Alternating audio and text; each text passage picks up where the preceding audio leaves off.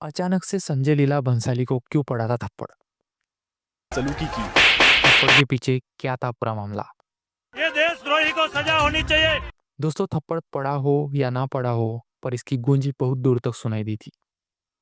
और फिर क्यों दीपिका पादुकोण को आ रही थी सिर कलम करने की धमकियां? संजय लीला भंसाली जी ने और दीपिका पादुकोण अभिनेत्री जी ने यह फिल्म वापस नहीं ली तो हम उनका सर कलम कर देंगे। क्या था पूरा मामला? आइए दोस्तों, शुरू से समझते हैं। दोस्तों, फिल्म पद्मावत रिलीज हुए 7 साल बीत चुके और अभी फिर से फिल्म रिलीज की जा रही है। क्या था पूरा मामला? क्या थी फिल्म के पीछे की कहानी और क्या थी उसके पीछे की कंट्रोवर्सीज? राजपूती कंगन में उतनी ही ताकत है जितनी राजपूती तलवार में। इस वीडियो के माध्यम से ठीक है, हम विस्तार से इस पर चर्चा करते हैं। तो हेलो दोस्तों, और मैं भूषण स्वागत करता हूँ फिर से एक बार आपका प्राइम बॉलीवुड में। दोस्तों, संजय लीला भंसाली नाम सुनते ही आपको याद आएंगे बड़े बड़े सेट्स, चकाचौंध वाला सिनेमा और कलरफुल स्क्रीन्स और तालियों और सीटियों से गूंजते सिनेमा हॉल और साथ ही में बहुत सारी कंट्रोवर्सीज। संजय लीला भंसाली अपनी फिल्म बाजीराव मस्तानी और रामलीला के बाद काम कर रहे थे अपनी अगली फिल्म पद्मावती पर, और शूट चल रहा था जयगढ़ फोर्ट जयपुर में। और ये सारी अपडेट्स तब ज़ूम टीवी पर ही ज़्यादातर आती थी और जयपुर वालों को भी ये पता था कि यहाँ पर एक फिल्म की शूटिंग हो रही है जिसका नाम है पद्मावती। पद्मिनी, जो कि रानी पद्मावती के नाम से भी जानी जाती थी, कहते हैं रानी की सुंदरता के चर्चे दूर दूर तक मशहूर थे। महाराजा रतन सिंह राजपूत, जिनकी रानी पद्मावती धर्मपत्नी थी, और एक बार अलाउद्दीन खिलजी ने राजा रतन सिंह को अचानक से बंदी बना लिया था।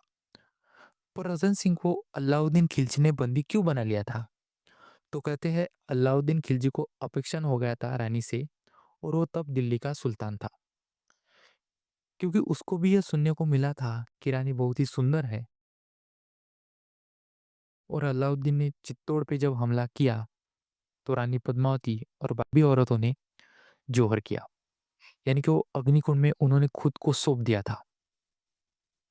और उनका मानना यह था कि खिलजी के हाथ लगने से बेहतर था कि खुद को आग के हवाले कर दे, क्योंकि वह इतने अत्याचारी थे कि वह बच्चे, महिलाएं, किसी को भी कोई भी दया नहीं दिखाते थे और इस कदर जुर्म ढाते कि सोचने वालों की रूह तक कांप जाए। इसलिए अपने सम्मान की रक्षा में तब रानी पद्मिनी और अन्य महिलाओं ने जौहर चुना। और जब खिलजी चित्तौड़ जीतने के बाद वहां अपना हक जमाने पहुंचा तो वहां पर कुछ नहीं था, थी तो बस आग की लपटें। तो अब संजय लीला भंसाली अपनी फिल्म इसी कहानी पर फिल्मा रहे थे और यह बात आग की तरह पूरे राजस्थान में फैल गई थी। फिल्म की कास्ट थी दीपिका एज रानी पद्मावती, शाहिद कपूर एज राजा रतन सिंह और रणवीर सिंह एज अलाउद्दीन खिलजी। संजय लीला भंसाली की लास्ट फिल्म रामलीला एक मास्टरपीस थी और एक म्यूजिकल हिट भी रह चुकी थी। रणवीर और दीपिका को भी लोग स्क्रीन पर पसंद करने लगे थे। बाजीराव मस्तानी और रामलीला के बाद इन दोनों की जोड़ी मानो हिट की गारंटी बन गई थी। पर अगर बात करें रामलीला और बाजीराव मस्तानी की, तो इस फिल्मों के साथ भी कंट्रोवर्सी जुड़ी रही। जैसे रामलीला के नाम के साथ कंट्रोवर्सी की शुरुआत हुई और नाम के साथ फिल्म के पोस्टर पर भी आक्षेप जताया गया था और कहा गया था कि फिल्म मेकर्स जानबूझकर धर्म विशेष की छवि को नुकसान पहुंचाना चाहते हैं और इस फिल्म में भी विशेष समाज को वैसा पोर्ट्रे ना करके उनकी छवि को जानबूझकर क्षति पहुंचाना चाहते हैं। बाद में फिल्म के नाम के साथ गोलियों की रासलीला रामलीला या नाम जोड़कर फिल्म को प्रदर्शित किया गया था और फिल्म एक ब्लॉकबस्टर हिट रही। ऐसी ही कंट्रोवर्सी बाजीराव मस्तानी के साथ थी। यहाँ कहा गया था कि काशीबाई और मस्तानी ने कभी भी एक दूसरे से बात नहीं की थी, पर फिल्म के एक गाने पिंगा में उन्हें साथ डांस करते हुए दिखाया गया था। साथ ही में मस्तानी एक कुशल योद्धा भी थी, पर उनकी इस छवि को कम दिखाया गया था। मतलब कि संजय लीला भंसाली और उनकी फिल्में, इनके साथ हमेशा से कंट्रोवर्सी जुड़ी रही और संजय लीला भंसाली अपनी फिल्मों में एंटरटेनमेंट के लिए ऐतिहासिक पात्रों के साथ अपने हिसाब से छेड़खानी करते हैं, ऐसा आरोप भी उन पर उठाया गया था। वैसे में रणवीर सिंह को एक इंटरव्यू के दौरान यह पूछा गया था कि आपको एक नेगेटिव रोल में दीपिका के अपोजिट कास्ट हो रहा कैसा लग रहा है? तो उन्होंने यह कहा था कि वो दीपिका के प्यार के लिए कुछ भी कर सकते हैं। और ऐसे एक अफ़वाह का जन्म हुआ और लोगों में यह अफ़वाह फैल गई कि फ़िल्म में एक ड्रीम सीक्वेंस है जिसमें रानी पद्मावती और खिलजी को साथ दिखाया गया है और यह राजपूत समाज की बेइज्जती है और उनकी हिस्ट्री के साथ छेड़छाड़ भी की जा रही है। और करणी सेना ने संजय लीला भंसाली को अप्रोच किया कि उन्हें इस पर क्लेरिफिकेशन चाहिए कि क्या फ़िल्म में रानी पद्मावती का ऐसा कोई सीन है या नहीं। जनवरी 2017 में संजय लीला भंसाली पर जयपुर में शूटिंग के दौरान हमला हुआ और थप्पड़ वाली वीडियो वायरल हो गई और लोगों ने यह कहा था कि बात अगर उनके आस्था पर आएगी तो वह चुप नहीं बैठेंगे, फिर आगे संजय लीला भंसाली जैसे बड़े डायरेक्टर ही क्यों ना हो। इसके बाद फिल्म की शूटिंग जयपुर में बंद कर दी गई और सेट को कोल्हापुर महाराष्ट्र में शिफ्ट कराया गया, पर अज्ञात लोगों ने कोल्हापुर वाला सेट भी जला दिया और यह इंसिडेंट हुआ था मार्च 2017 को। और दूसरी बार संजय लीला भंसाली के सेट पर हमला हुआ था और अभी भी सेम रीजन कि रानी पद्मावती और अलाउद्दीन खिलजी के बीच में कोई ड्रीम सीक्वेंस है, ऐसी अफवाह। और अब तक फिल्म किसी ने भी नहीं देखी थी, खुद संजय लीला भंसाली ने भी नहीं देखी थी। ऐसे में संजय लीला भंसाली ने ट्वीट किया, ये है कि पद्मावती और अलाउद्दीन खिलजी के बीच में कोई ड्रीम सीक्वेंस दर्शाया गया है। मैंने इस बात को पहले ही नकारा है और आज इस वीडियो के माध्यम से मैं फिर से दोहरा रहा हूँ, ऐसा कोई सीन नहीं है जो किसी की भावनाओं को ठेस पर राजपूत समाज का प्रदर्शन और गुस्सा जारी था। ये देशद्रोही को सजा होनी चाहिए। हमारी यहाँ तक फिल्म के सपोर्ट में सुशांत सिंह राजपूत ने अपना सरनेम राजपूत ही हटा दिया था और यह मामला धीरे धीरे शांत हुआ ही था कि अक्टूबर 2017 में आया फिल्म का पहला ट्रेलर,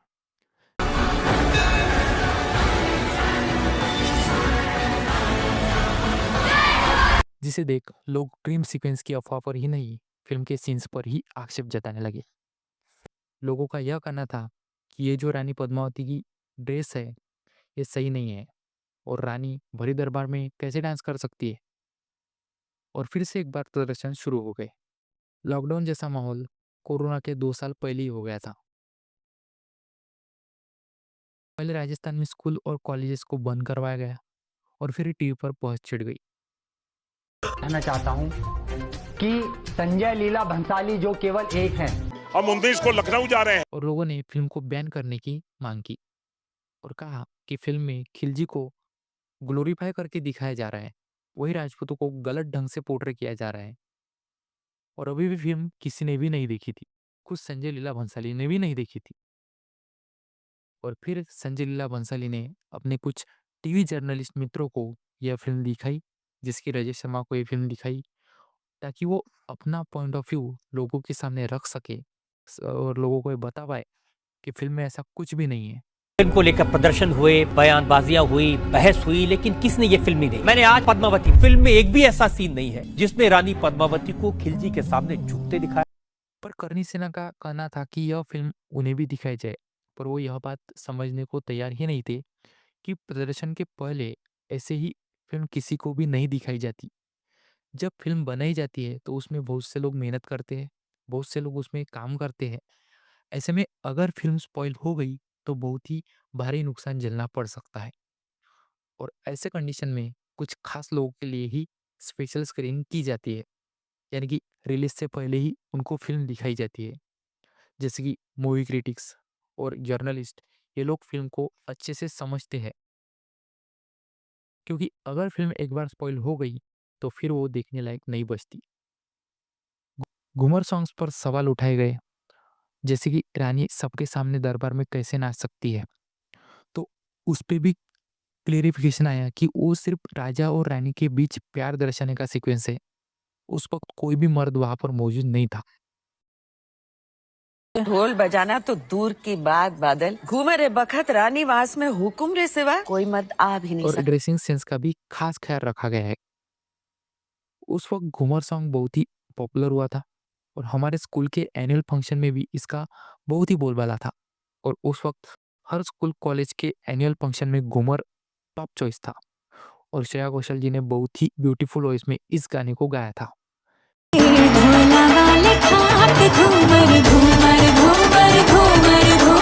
खैर, फिर भी प्रदर्शन जारी रहे तो यह मामला कोर्ट तक पहुंच गया, पर कोर्ट ने कहा कि सीबीएफसी को ही यह मामला निपटाना है और अगर फिल्म में कुछ गलत है तो सीबीएफसी उसे हटा देगी। तब तक सब जन शांति बनाए रखे और फिल्म की स्टारकास्ट भी लगातार यह समझाती रही कि फिल्म में ऐसा कुछ भी नहीं है। इन एक स्टेटमेंट वायरल हुई। द मेंबर ऑफ करनी सेना महिपाल सिंह मकवाना ने कहा कि राजपूत फिल्मों में दिखाए गए महिलाओं की छवि के लिए लड़ रहे हैं। इससे पहले करनी सेना ने कहा था कि वह लाखों की भीड़ में जमा होंगे और 1 दिसंबर 2017 को भारत बंद करेंगे। पर इसमें सिर्फ महिपाल सिंह ही नहीं बल्कि और लोग भी सामने आ रहे थे और रानी पद्मावती की छवि बचाते हुए एक महिला का ही अपमान कर रहे थे। मामला इतना बढ़ गया था कि लोग टीवी पर आकर धमकियां भी दे रहे थे। संजय लीला भंसाली जी ने और दीपिका पादुकोण अभिनेत्री जी ने यह फिल्म वापिस नहीं ली तो हम उनका सर कलम कर देंगे। और अभी तक किसी ने भी यह फिल्म नहीं देखी थी और ये सब पब्लिकली होते हुए भी ना किसी ने इन्हें अरेस्ट किया और ना ही रोका। और इस सब के चलते सीबीएफसी ने फिल्म को सर्टिफिकेट देने से मना ही कर दिया। फिल्म के प्रदर्शन पर रोक लगा दी। कैसा है कि जब एक फिल्म को प्रदर्शित किया जाता है तो कुछ पेपर वर्क इम्पोर्टेंट होता है, जैसे कि application form, screen play, list of dialogues, details of song and details of stunts, वो किस प्रकार के होने वाले हैं, क्या होने वाले हैं, एटसेट्रा एटसेट्रा। ये सब सीबीएफसी को बताना पड़ता है, यानी कि सेंसर बोर्ड को बताना पड़ता है। तो सीबीएफसी ने कहा कि पेपर वर्क में प्रॉब्लम है तो देखते हैं कि फिल्म कब तक प्रदर्शित हो सकती है। और फिर 1 दिसंबर 2017 को रिलीज होने वाली फिल्म पद्मावती अब 25 जनवरी 2018 को रिलीज होने वाली थी और उसका क्लैश होना था अक्षय कुमार की पैडमैन से। तो ये सब सेंसर बोर्ड ने सोच लिया था। ऐसे में अक्षय कुमार की फिल्म पैडमैन ने क्लैश ना करना बेहतर समझा और पैडमैन के मेकर्स ने फिल्म की रिलीज को पोस्टपोन करने की अपील सेंसर बोर्ड से की और फिल्म पैडमैन को अब रिलीज डेट मिली थी 9 फरवरी 2018। पर करनी सेना मानने वाली नहीं थी। ऐसे में सेंसर बोर्ड का डिसीजन आना अभी बाकी था और फिल्म पद्मावती पर विरोध प्रदर्शन भी जारी थे, क्योंकि उनको ऐसा लगता था कि सीबीएफसी जानबूझकर मामले को ठंडा होने की राह देखेंगी और मौका मिलते ही फिल्म को प्रदर्शित कर देंगी और एक विशेष समाज के भावना को जानबूझकर हाथ करेंगी। पर सेंसर बोर्ड ने इसका सॉल्यूशन निकाला और राजस्थान की रॉयल फैमिली को बुलाया गया और साथ ही में 2 इतिहासकारों को भी बुलाया गया जिनकी हिस्ट्री में गाढ़ी समझ थी और उनको ये फिल्म दिखाई गई ताकि सीबीएफसी से कोई भी गलती ना हो, अच्छे से वो फैक्ट्स चेक कर सके और सीबीएफसी को कोर्ट और पब्लिक के गुस्से का सामना ना करना पड़े। इन सब के बाद फिल्म प्रदर्शन के लिए फिल्म में 5 चेंजेस बताए गए और इसमें फिल्म का नाम पद्मावती से बदलकर पद्मावत रखा जाए, ये पॉइंट भी शामिल था। तब जाके फिल्म पद्मावती से हुई फिल्म पद्मावत, क्योंकि ये बताया गया था कि ये कहानी मलिक मोहम्मद जैसे लिखित पोएम पद्मावत से लिया गया है और फिल्म के डिस्क्लेमर में भी ये बातें क्लियर की गई जो कि फिल्म की शुरुआत में ही दिखाया जाए ऐसा कहा गया और ऐसे मिला फिल्म पद्मावत को सर्टिफिकेशन। प्रोटेस्ट बस से बदतर होते जा रहे थे और हालात दिन ब दिन खराब। सड़कों पर तोड़फोड़, रास्तों पर दीपिका के पुतले जलाए गए, टीवी पर डिबेट जारी रही। बट फाइनली इतनी सारी मुश्किलों के बाद 25 जनवरी 2018 को फिल्म पद्मावत को पुलिस बंदोबस्त के साथ वर्ल्ड वाइड रिलीज किया गया। ऐसे में थिएटर्स को पुलिस प्रोटेक्शन दी गई ताकि कोई अनहोनी ना हो और फिल्म ब्लॉकबस्टर साबित हुई। फिल्म के गाने घूमर, बिनते दिल लोगों के बीच मशहूर रहे। जैसा कि मैंने इसके पहले बताया था कि स्कूल कॉलेजेस के एनुअल फंक्शन में घूमर फर्स्ट चॉइस बन गया। 2018 के हमारे स्कूल के गैदरिंग में इस गाने से मेमोरी सी जुड़ गई है और वो भी क्या दिन थे, वाह। आगे बात करें तो फिल्म का background score, screenplay, dialogue शानदार रहे और लोगों ने फिल्म बहुत सराही। और थिएटर हाउसफुल हो गए। अगर हमारी एक मेमोरी बताऊँ, तो जब 2018 में हमें फ़िल्म देखने गए थे, तो हमारे शहर में मल्टीप्लेक्स तो था नहीं, पर सिंगल स्क्रीन पर फर्स्ट डे टिकट्स नहीं मिली थी और फिर दूसरे दिन हमने फ़िल्म का शो 3D में देखा था और वो एक्सपीरियंस कुछ और ही था। ओवरऑल फ़िल्म ब्लॉकबस्टर थी, पर पुलिस प्रोटेक्शन के बाद भी कुछ जगह पर हमले हुए, थिएटर जलाने की कोशिश की गई और एक होल्डिंग्स पर एक आदमी की लाश भी मिली। यूपी, गुजरात, मध्य प्रदेश में फ़िल्म की रिलीज़ पर बैन लगाया गया और वहाँ के थिएटर्स ओनर्स को यह धमकियाँ मिली कि फ़िल्म रिलीज़ ना की जाए, जिसकी वजह से फ़िल्म मेकर्स को कोर्ट तक जाना पड़ा था और कोर्ट ने कहा कि सभी राज्यों में फ़िल्म को चलाया जाए, क्योंकि अगर एक बार सेंसर बोर्ड ने फ़िल्म को प्रदर्शन के लिए कहा है, तो राज्य उस पर रोकें नहीं लगा सकते। और फ़िल्म देखने के बाद लोगों को फाइनली यह पता चल गया कि फ़िल्म में कुछ भी ऐसा आक्षेपार्ह नहीं था, जिस वजह से लोग इतना विरोध प्रदर्शन कर रहे थे। बल्कि फ़िल्म में रानी पद्मावती और राजपूतों को अच्छे से पोर्ट्रे किया गया और शान से दिखाया गया था। और फिर धीरे-धीरे प्रोटेस्ट खत्म हुए और स्थिति पहले जैसी हुई। और अभी 6 फरवरी 2025 को फ़िल्म को 7 साल पूरे हो रहे हैं। तो जैसे ही सभी फ़िल्में अभी री-रिलीज़ हो रही है, तो फ़िल्म पद्मावत को भी री-रिलीज़ किया गया है। तो उस मौके पर ये स्टोरी आपको शेयर की, आपके साथ शेयर की। बाकी आपको ये फ़िल्म कैसी लगी थी? इस फ़िल्म से आपकी क्या याद जुड़ी थी? ये आप हमें कमेंट करके ज़रूर बताइए। और हमारे वीडियोज़ भी आपको कैसे लगते हैं, भी आप हमें कमेंट्स करके ज़रूर बताइए। और मिलते हैं दोस्तों अगली वीडियो में। तब तक के लिए जय हिंद, वंदे मातरम।